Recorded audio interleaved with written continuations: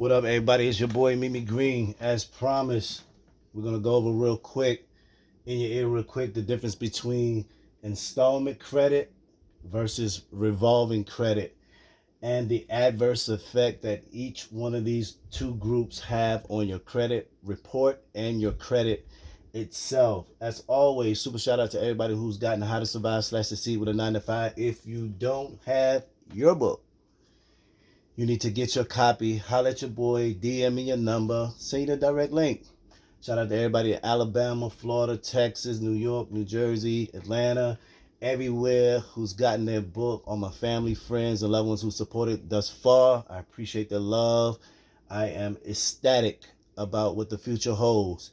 Anyway, installment credit versus revolving credit. So excuse me if I back out of the video a little bit so that you can see what it is. Installment credit. These things are just a few examples of what an installment credit is. And like I said, it's important that you guys know the difference so that you can understand what it is that you need to be doing moving forth in order to see that increase in your credit profile, your credit number, your credit score, your credit history, whatever you want to call it. Installment credit, just a few things. Car loans, that includes boat loans, motorcycles, whatever. Mortgages, personal loans, student loans, which a lot of people don't know are installment credit. They are government-backed loans. They are an installment credit. Payday loans, of course. Payday loans. You think that you go to the payday place and you get a payday loan, they get your credit information. Anytime anybody's asking you for your full social security number, it will 99% of the times be reported on your credit report. Revolving credit, which is a lot of different things, but the same thing. And here's where a lot of us failed at because we really don't understand how revolving credit work. There is what they call a 30% utilization rate, which I'll get into a little bit later. Credit cards, lines of credit, could be a gas card, retail cards like Macy's, Belk's, or furniture store, J.C. Penney's, any place that gives you, Walmart, any place that gives you a credit card will fall under the revolving credit list. Now, the reason why these things are important and the adverse difference between the two is simply this. An installment credit, when you talk about installment credit, these are usually loans, so on and so forth, that are based off of a term amount. We know car loan may have 36 months, 60 months, 72 I've seen, so on and so forth. Mortgages are usually 15 years to 30 years. Personal loans vary depending on the term of the agreement. Student loans. Student loans are killing our society, or killing our group of people, our ethnic group and generation, because you go to school to get an education, to go out to make money, but your student loans sometimes run from X amount to 250,000, 300,000, and most people over the course of their lifetime won't be able to pay off their student loans, payday loans, so on and so forth. So basically, installment credit is credit that is based off of a term amount, right? Revolving credit. We know that revolving credit are credit cards, lines of credit, so on and so forth. But the biggest thing with revolving credit, and I'm going to come back to this, but again, is that 30% utilization rate. I'm going to break that down for you, show you how to get ahead of that so that you'll have a better understanding of that. And hopefully after the video, you can go back and check on a few things so that you can get your credit straight. Now, with your installment credit, which we already know is the payday loans and car loans, boats, whatever, so on, so forth. Installment credit, right? Installment credit, the way that your installment credit has a good effect, I'm gonna just put GA or just good effect, whatever, good effect, is that the more you pay on your installment credit, whatever you have under your installment, mortgage, car loan, so whatever, so forth, it causes the debt to go down. When your debt goes down, your credit score begins to rise. Of course, we know that these are terms, so it's over a period of time. It's not going to happen overnight unless you scratch off on a ticket or you win the lottery or so on and so forth. The more you pay on the debt, the more you pay on the debt of your loan, which is in terms. And again, you can beat this. You can beat the terms of your loan, of course, by paying extra money. The way that you do this, and when you do this, it has a positive, a good effect on, or affect, however you want to say it, a good effect on your credit score. Why? Because your debt from the initial loan, say for instance you had a loan for 20K and it's a 60-month loan, 60 months. We know that's 5 years, right? Let's just say, for instance, on that 20K loan, your payments is $300 a month.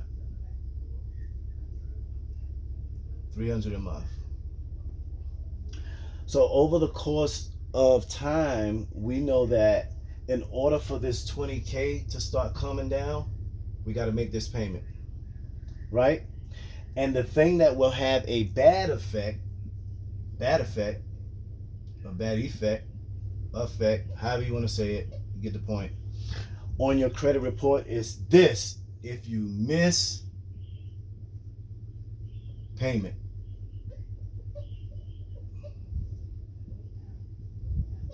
This right here, ladies and gentlemen, is the worst thing that you can do when you're trying to build your credit. Why? When you have a missed payment or a late payment is how it's going to reflect on your credit report. When creditors look at it, when you apply for credit, it deems you as unworthy of being able to receive a loan. Why? They're saying either you're late or you're not going to pay.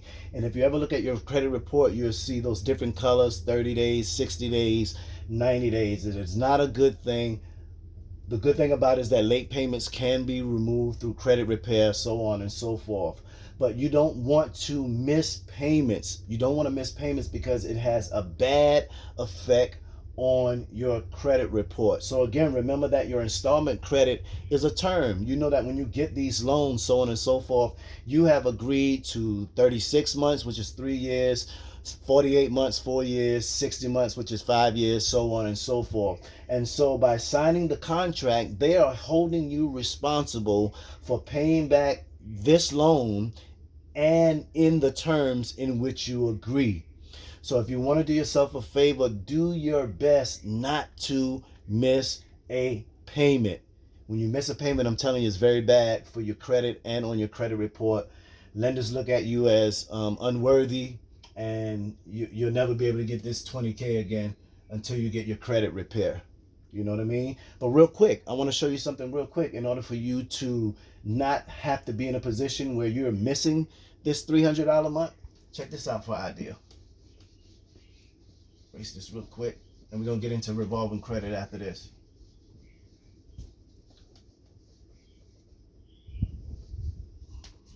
Real quick. So, say you make $500 a week. $500 a week. You know you have this $300 a month payment. Right? So, if you're not financially disciplined with your money, you're going to have a hard time making this payment, because guess what? This is not the only payment you have. You have other payments. This could be maybe for a car note, but you still have your rent/mortgage. You have light bill, phone bill, cable. You have a lot of these, because a lot of people have more than one credit card, which we'll get into at another time anyway, because you don't need 5, 10, 15 different credit cards. That's just ridiculous. Anyway, just say for instance you make $500 a week and you know that this payment is $300 a month. The wise thing to do is, and this is what I would do.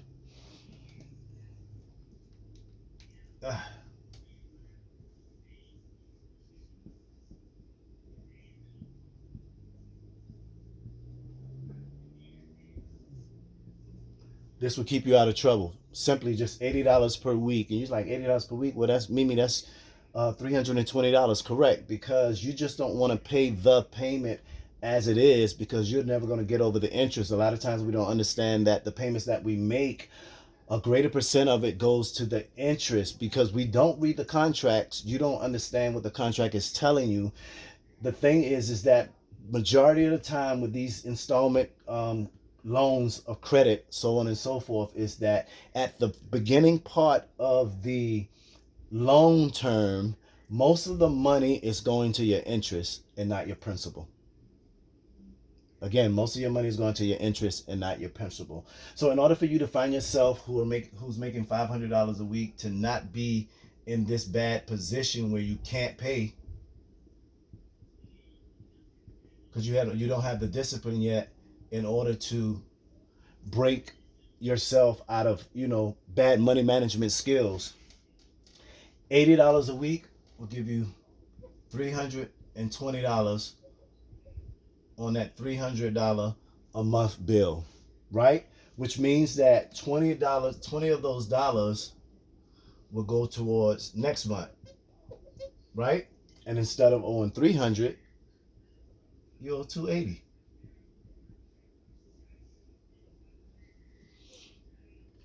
Right? So what do? Every week continue to pay the $80 because over a course of months, that payment amount will come down. It'll still be 300, but what you owe when the bill is due will come down until you find yourself where you've already up on this particular bill just 1 month. That's 1 month that you don't have to pay this bill. That $300 that you would have been kicking out a part of that could actually go towards something else. If you get a month up on this bill, you may back down a little bit. You may scale it down. Instead of kicking out 80, let's kick out 50. $50 per week. If you do that and you're already up a month on this bill, that will give you $200 by the time the bill comes, especially if it's at the end of the month. You got that $200 at the beginning of the month. You continue to kick out that 50 in week number 2. That bill would be paid. The other 50 that you have that you're going to contribute on week 3 and week 4 will be $100 towards that $300 bill for the next month, which means that you only owe $200. Very simple. Installment credit, and that's just real simple. I know it's look a little gibberish, but I understand it, and I hope that I broke it down plain enough for you to actually see that if you do that, if you monetize your money in the right way, that you'll start seeing yourself get ahead on bill number 1, bill number 2, bill number 3. Installment credit, revolving credit. I'm not going to keep you guys long because I know your attention span is not that long. We don't like to sit still, right? Revolving credit, ladies and gentlemen, credit cards. Credit cards are eating us alive. Why? Because the interest rates a lot of times on credit cards are extremely high, depending on this. Your credit and credit score.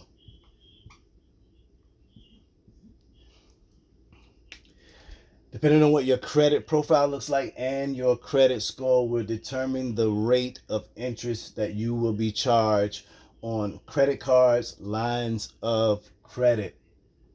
And so that's why it's important, as I always talk to you guys, that you get your credit straight. If anybody's serious about having their credit repaired and getting it straight, DM me and we'll talk one-on-one and we'll get into whatever we need to get into in order to help you down that road of recovery.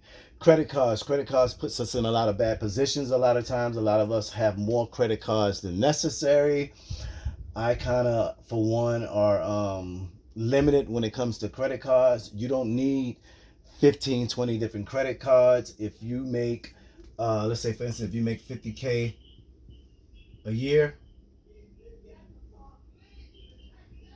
at max, all you need is one $10,000 credit card. And later on in another video, I'll share with you why I say that. And once you understand what it is, you'll actually be in a better position than you are versus having 15, 20 credit cards. Revolving credit. Revolving credit. This is not my rule. This is their rule. Why it's like that, I don't know. I don't agree with it. But here's the thing that I don't like. They say they give you $5,000, 5K on a credit card. CC is for credit card. Right? 30% of that 5,000 is only $1,500.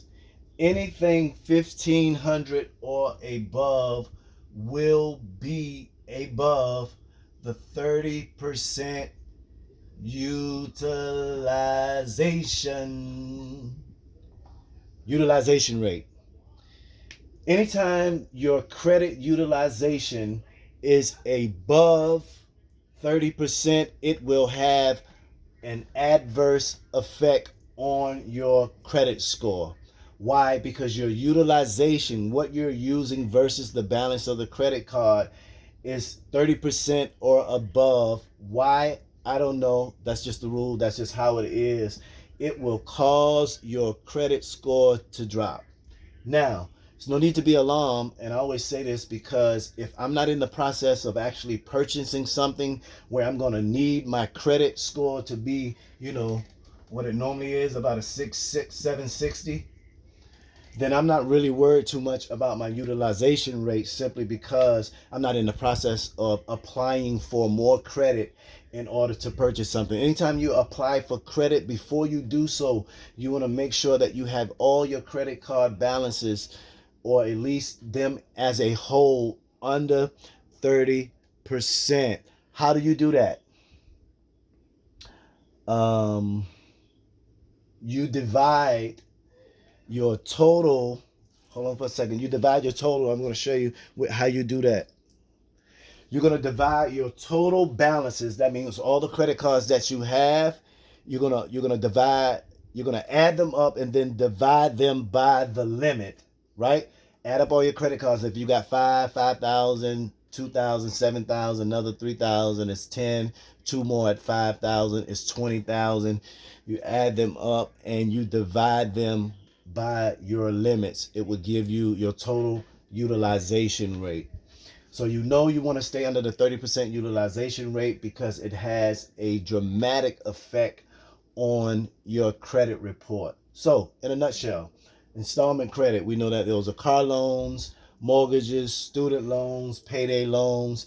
They're generally set by a term, which means a time frame, which is years, so on. Your revolving credit is your credit, like credit cards, so on and so forth. So, we want to stay under the 30% utilization rate. And not only that, we want to understand that revolving credit, and the reason why it's called revolving credit, because if you have a credit card and it's $2,000 and you use 1,500 of it, whenever you pay on that, it's going to reduce your balance and still allow you whatever you have left on the card for usage. And that's why it's called revolving. Like, it's like a restart. It revolves. If you have $2,000 credit card, you use 1,800 of it, you only have $200 left. When you pay back the 1,800, it takes you back up to $2,000, and guess what? The $2,000 is back at your access. That's why they call it revolving credit. So again, a few things I want you to take away from this that's very important. Number one, get your credit straight. Why? Because everything that we have on the board, from installment credit to revolving credit, will be based off your credit report and your credit score. The higher your score is, the better your score is, the better your report is, or your profile, as they like to say. No late payments, no collections, no anything that is bad that is on your credit. Without those things, it would actually give you a pretty good credit score, so that when you go to apply for either installment or revolving credit, they look at your profile, see you have a clean skate, your credit score 700, 760. Anybody that I deal with, I would prefer you to be in the 700 club. Now, I know nowadays they let you get a house at it used to be 580, 620, but when you get it with a score that low, your interest rate is going to be really high. Therefore, your payments are going to be higher than somebody who has a 700 plus. Okay, and there's some things about real estate I'll teach you about that too a little later on, because that's a thing that that we call in real estate, where you can buy back your points. When you buy back your points, it actually lowers your interest rate, and ultimately gives you a lower mortgage payment. But we'll get into that at another time. It's your boy Mimi Green, 9 to 5 Killer. How to survive / succeed with a 9 to 5. 9 to 5 Killer University. We in the building. Installment credit versus revolving credit. I love you guys. Stay tuned. Stay blessed. And get your 9 to 5 Killer t-shirt. Holla at your boy.